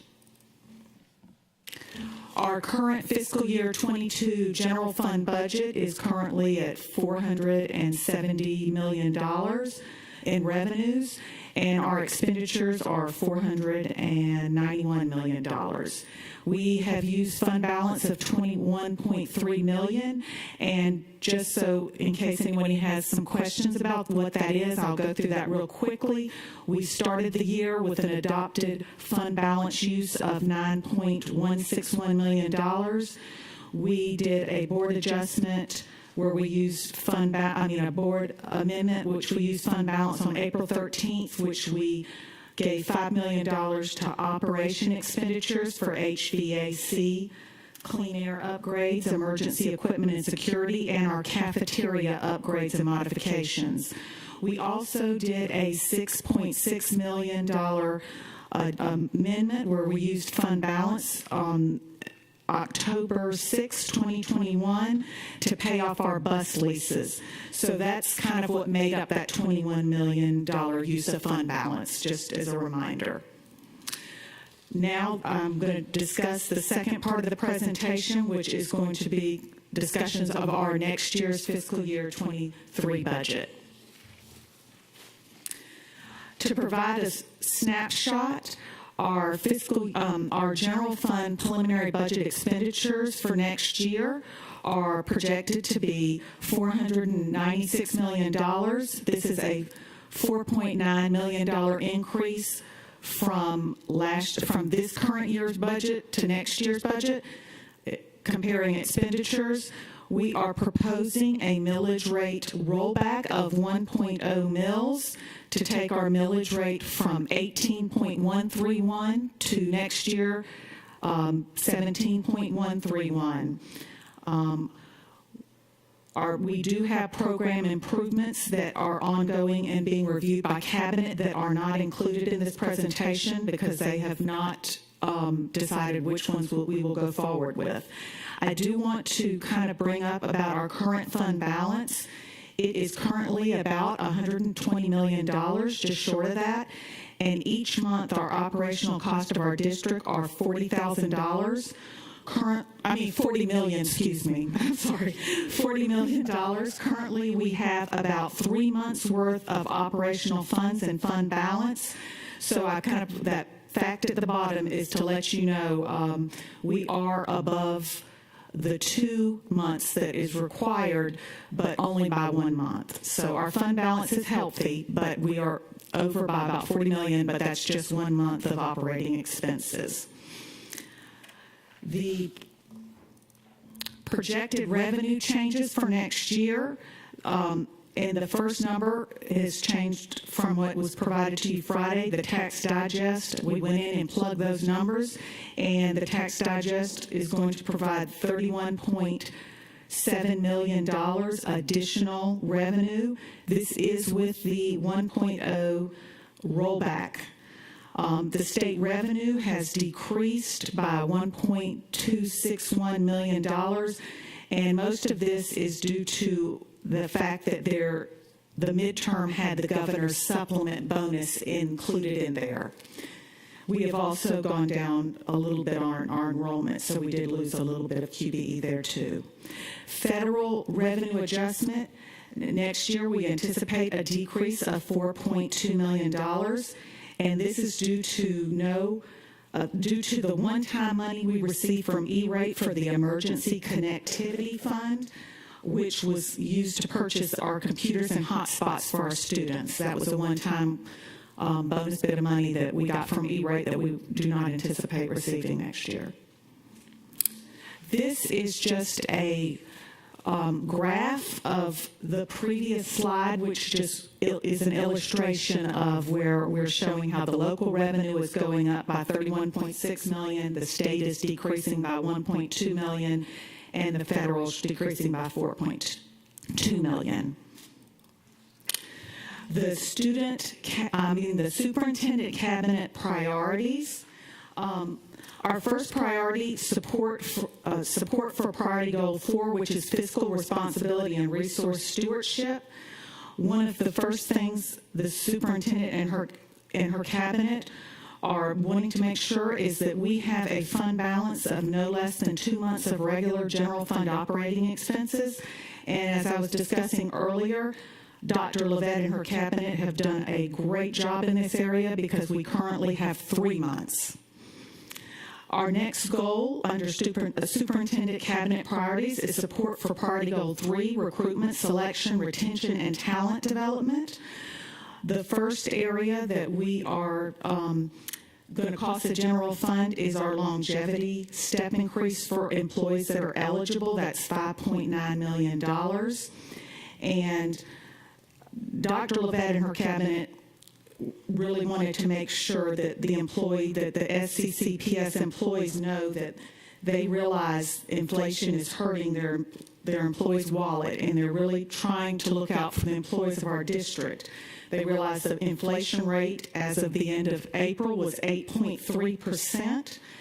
And this is not just for luxury items, but for the necessities of life. We have rising costs in food, shelter, and gas, which all of us have to go forward in life. And so the next thing after the longevity step is a salary increase for employees. The certificated increase that's proposed is $2,000 or a 4% increase to our teachers and certificated staff, whichever is greater, and for all other employees, a 4% increase. The next thing is something we have no control over, state mandate. The teacher's retirement rate went up by from 19.81% to 19.98%. That was an increase of $434,000 to our budget. I did want to point out, I did miss saying that the cost of living increase of that 4% or $2,000 or 4% was $13.2 million, going back to the prior one. The local adjustments that we have included, we start out with most of them are increases. Some of the big ones on this are the staffing reserve. We have to place $1.5 million in that for adjustments in staffing reserve due to enrollment changes. Another big one in here, the QBE is figured in areas we have tried not to touch, even some of the areas that we did lose. We did try to leave all the teachers currently there, so we didn't do a lot of changes there, even though our QBE did go down a little bit.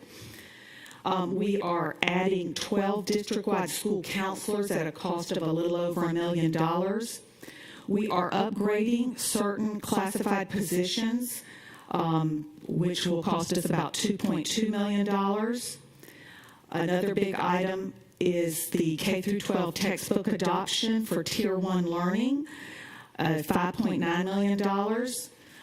This year we are going to, for next school year, we're going to need to give a general fund contribution to the pre-K of $700,000. We are going to decrease JROTC to $1 million. It was currently at $1,093,206, but we feel $1 million is sufficient. We're going to have to reduce that one-time bonus amount out of $8.4 million because that was included in the midterm. We are moving 6 of our East Bosch personnel from the general fund to the East Bosch fund, which will decrease the general fund by a little over $1 million. We're also removing the fund balance used for operating expenditures. That was what we talked about earlier, the cafeteria upgrades, the HVAC and security upgrades. That was a one-time that's coming out for next year. We're removing the use of fund balance for the bus leases, which was one of the things we paid off this year. That will not be in there for next year, so that's a reduction of $6.3 million to the general fund. We've reduced the school food nutrition program. We are going back to the $1.5 million contribution that we did in fiscal year 21. We did have this year a $3.1 million contribution, but they have a $1.5 million fund balance from 21, and currently it looks like they're going to finish the year this year with a $4 million balance. So we feel like school food and nutrition is at a healthy amount right now, so we can roll back a little bit of the contribution, go back to our 2021 of $1.5 million. And then I'm also removing the one-time emergency connectivity fund, which E-rate provided for what we talked about earlier. That was for the laptops, iPads, hotspots for students. And this graph shown here illustrates slides 8 and 9. I know it's a little difficult to read, but I made the slide go in the order of the items that were listed on slides 8 and 9. So if you're trying to figure out, the first one's our longevity step, and it just illustrates the cost.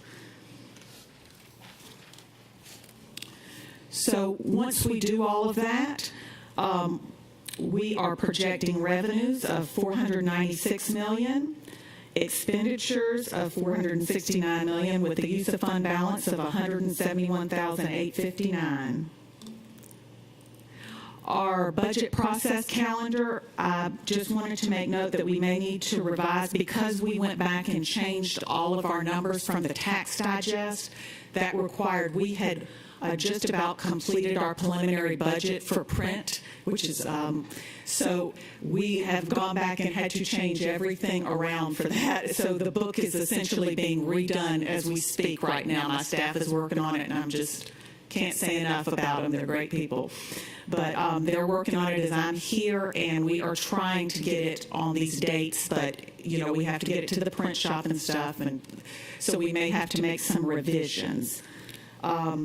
I did want to point out at the very bottom, May 27th, that is the date last year that we received the tax digest. We received it this year on May 6th, so this was really unheard of for us. Mm-hmm. And, you know, the year before it was in June, so it's not like, oh, last year was late. It was actually early last year, so that's why everything's had to be kind of started over again, and we may be making a few date changes with approval from the superintendent and her cabinet. And then I've just continued to list all of the things that have been on the budget calendar, which was adopted by the board, just the things that we have left to finish out. Does anyone have any questions? Before I ask for questions, I particularly wanted the public to understand what they just heard about getting the numbers so much quicker and what that means for us. But additionally, with you and your staff and with the superintendent and other staff members, they got this changed not quite 2 days ago.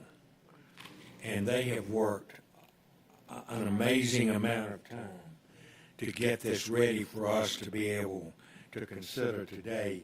And I, for one, thank everybody on staff, from the superintendent on, for helping us make better decisions, but secondarily, it also may very well allow us to approve our budget at an earlier date than we ever have, and that's important for planning purposes. So I commend you folks for your hard work. Thank you. Ms. Hall and Mr. Catchmore. Very quickly, Ms. Cooley, are we able to get individual budget amounts for all of our departments? In other words, can we have a sheet that shows what Ms. Miller-Kaler's budget is, what Mr. Feliciani's budget is, what HR, can we get a sheet that shows what the different departments, academic affairs, communications, what the actual budget that they are working with is? Can we Why get do that? you need that, Ms. Hall? Oh, just to be informed and to know what we're talking about and to, Well, our preliminary budget that we're working on now divides things out fairly broken out in that capacity that you're looking for it there, but I can certainly get you anything, yes, ma'am, whatever you need. Dr. Buck, is that something that we shouldn't be I privy just to? think that starts to look down into the weeds a lot, if you want to know that. Well, But to me, if we're talking about rolling back a millage rate, a mill, then we need to, see that we're so flush that that's doable and reasonable. But I'm assured by board members that you have that already. Let me just finish.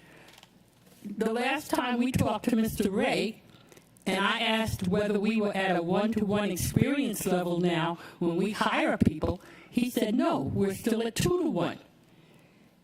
We know we have paras working who have college degrees, yet they get the same amount of money as a high school graduate. We have such a need for pre-K classrooms. So if we're talking about rolling back a mill rate, then that should mean that everything that we deem necessary has been taken care of. And I don't feel that way, so that's why I asked, could I see what these budgets look like so that we know that this is something that we're not just doing to please taxpayers, but that it's something that's real and that we can afford to do. And I'd like to hear from everyone else.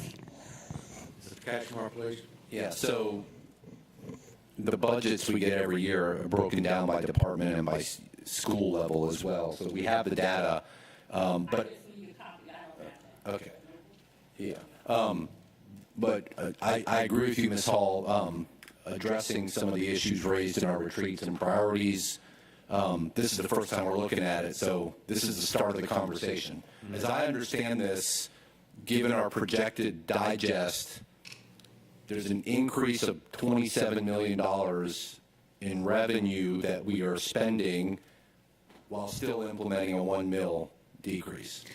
That is correct. Okay, so what we're really discussing is reprioritizing our spending, but there are additional dollars. We're not losing funds. So what we're spending it on, Ms. Hall, to your point, is entirely appropriate subject of conversation. To that point, the pay plan was a key issue for many board members. We addressed some of it here, so I think some further discussion on the scope of that is valid and necessary. I have one comment and one question on we're getting 12 more counselors. I'm glad to see that. I've spoken with a lot of teachers and school principals and APs. All have said there's a dire need for more counseling services, not just for students, but also for staff. There's an increase in EAP usage, et cetera. So 12 permanent, maybe we think about doing some contracting as well for temp services, but I know that's a big need. And then my question is, one of the items on there was upgrade certain classified positions, 2.2 million. That's very general. If I could get some more specifics on what specific classified positions we're upgrading and what that means, that would be helpful. Thank you. Yes, it's very detailed. I'm going to let Ramon Ray answer that because he has all of that information. Oh, can you go back to that slide, please? I think we're looking at the right. And we're pressed for time. If you just want to give me the details later or in an email to the board, that's fine too. Whatever's easiest. Did did you, Dr. Haskins Brown, did you have your hand up? I'm sorry. Mr. Grabowski and then whoever left. Thank you. Right there, this upgrade. 2.2. If you can see, it's like 1, 2, 3, 4, 5. Upgrade of current classified personnel? Yeah, that's one. Okay, I'm sorry. Yes, that is, what we're doing there is part of follow-up to the board retreat. As you recall, when we had the board retreat back in January, we discussed the fact that for our lowest paid individuals classified, we have a grade 5, we want to move, grade 3, we want to eliminate grade 3, where now our lowest grade will be grade 4. We're also going to be eliminating step 1, which means everybody comes in at step 2. What that accomplishes is our lowest paid individual right now is about $11.40. It will be $13 right now, maybe a little bit higher if we're doing 4% or whatever, but it'll be at least $13 an hour for our lowest paid individual. It also increases the starting salary of every classified position that comes for a hire that comes into the district next year. In addition to that, we also will be changing many positions on mechanics in transportation. So there's a mechanic change in transportation, and there's some other classified changes that we'll be making with the custodians. Because of that initial move, we have to change. It's a ripple effect. We move some to 3, some have to go to 4, some have to go to 5, some have to go to 6. So a total of all of that is in that $2.2 million, based on that conversation that we had at the retreat in January. Thank you. And just to follow up for the other question that you raised, we're trying to address the social and mental needs of staff and students from 2 fronts. We're adding some counselors positions in the general fund, but we also set aside a little over $2 million in ARP for those contracted services where we can hire folks to go into the schools and talk to counselors, really talk to the staff and the students. Fortunately, we finally got that ARP budget submitted to the state. We've been going back and forth with them on the approval of it. Hopefully, we will get that within the next week or so, and we can go ahead and begin with those services. Good. Thank you, Mr. Jackson. Ms. Grabowski? Actually, my question was kind of in regards to ARP and pandemic funds that we have been utilizing. Are we needing to think about, especially for positions that may have been established with those one-time funds or other programs that we have initiated, how we will continue to sustain those during this budget cycle, or is that something we'll have to look at in future budget cycles? That money is still good for next year, that ARP money, so we won't have to worry about it for next year, but it will end, I believe, September of '24, Larry. Right. So we will make the following year. Well, and I just want us to be mindful of that. Mm-hmm. You know, if there are steps that we need to be taking now, to be thinking about that so that we don't get caught in a pinch. And we've tried not to add any positions into ARP that we would have to sustain after the 2-year period. Right now, I can't think of any positions that we would need to keep. The positions that we have in the grant, we advertise them as grant positions as we would any other grant. So staff does realize that they're grant positions. That's why we're trying to do most of the work in ARP through contracted services. Right. And I mean, I understand that they're grant positions, but that doesn't mean that the need is going to go away just because the grant goes away. I guess that's what I'm really going more towards that. I'm sure you said it and I missed it. What number of students are we basing this budget on? We're, it's about a little more than 100 less than what we had this year. I did not bring that exact figure with me. I'm sorry. I went down. We had lost this year about 400 and something students. Next year, I had hoped that would even out, so it would be our typical loss has been right at about 100 each year. So I think I reduced the enrollment for next year by like 105. I'd have to pull up my paperwork to give you that exact amount, but it is based on 100 less than we currently had at our 20th day this year. Which was 400 less than the year before. Yes, and then I think we had lost a couple hundred last year. So. One quick question. What's our current estimation of the value of 1 mil? Like 15 million? Somewhere around that?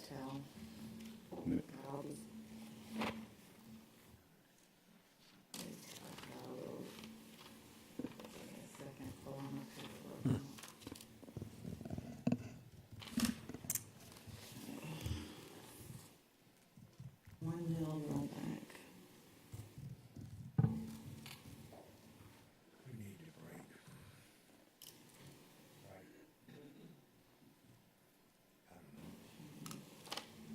Well, she's looking like it's typically between 14 and 16 mills.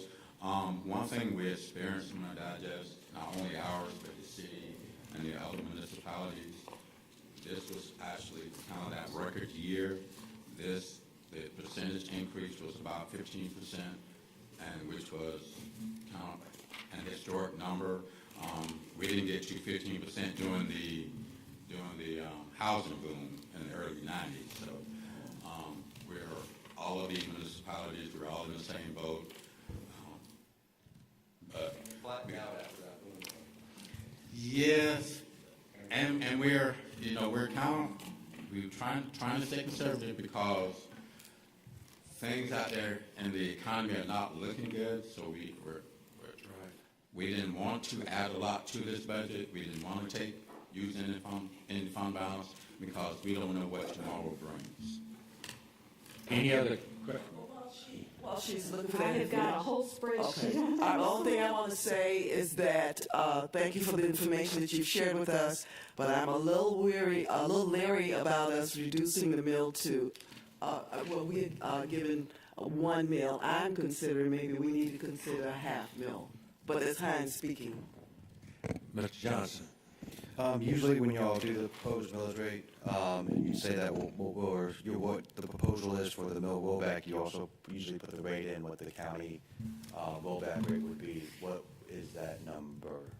Just to let y'all know about, if we did not roll the mills back, you saw in this slide here, I just wanted to go back and address that one. Let me go back to the...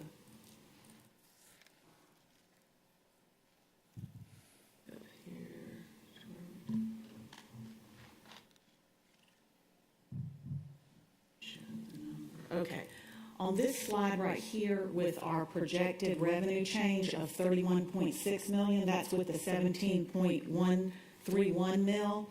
If we did not roll back the millage rate and left it at 18.131 mils, we would receive 48,412,731. And I do have it broken out. In order to go back to what it would be based on the rollback rate, you would have to go down 1.92 mils is what the tax assessor's office. But I do have a breakout if anybody wants to know, like Mrs. Hines, your half a mil. The half a mil would make our revenue $40,053,290 if we did a 0.5 mil rollback instead of a 1.0. So as you can see, the change in half a mil to 1 mil is about little less than $9 million more. We would get $9 million more. And if we did not do any mill, we would be at $48.4 million if we did not do a mill rollback.